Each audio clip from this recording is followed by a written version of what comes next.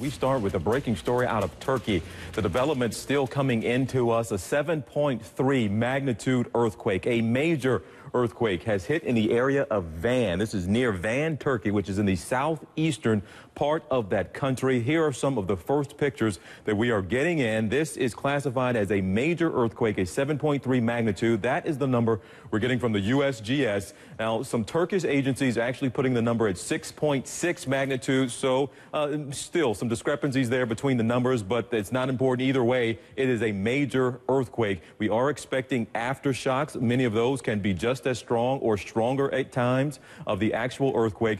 These are, again, some of the first pictures. This thing struck just about an hour, 20 minutes ago. It was 1:40 in the afternoon, local time there in Turkey.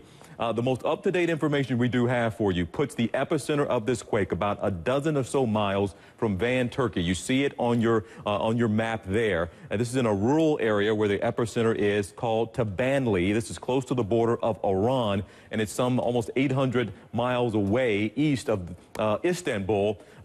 You also need to know we're starting to get our first reports. We were on the air with you here about 30 minutes ago, giving you the very latest. Well, since that time, we have more we can share with you that the Turkish news agency, a Turkish news agency, is reporting there are, in fact, people who are trapped under collapsed buildings in Van. Again, that's coming to us from a Turkish news agency saying there are people trapped. Again, we'll tell you more about this area here coming up. I have Reynolds Wolf standing by.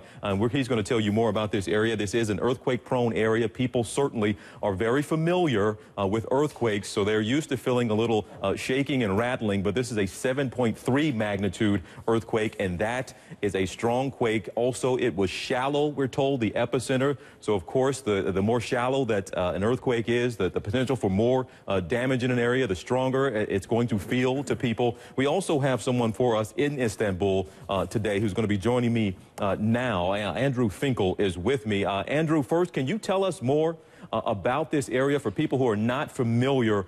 You're in Istanbul, of course. That's a ways away, but still, what can you tell us about the area of Van? Van is in the east of Turkey. It's a rural area. It's near the Iranian border. It's a very different in character from Istanbul, which is a very built-up industrial area. Some of you may recall there was a very serious earthquake, again a 7.3 earthquake here in 1999. That was responsible for thousands and thousands of casualties. The sort of good news, I suppose, is that Van is a much less densely populated area, but of course at the same time it's much more difficult to get services to there, and there's a lot of sort of rural outlying villages which are more difficult to get to, TJ. Are you hearing these reports as well? I believe it was a Turkish news agency reporting that, in fact, there are buildings that have collapsed and people are trapped right now. Comment on that. And also, do you know how far outside of the region of Van and the immediate surrounding areas, just how far away people felt this quake?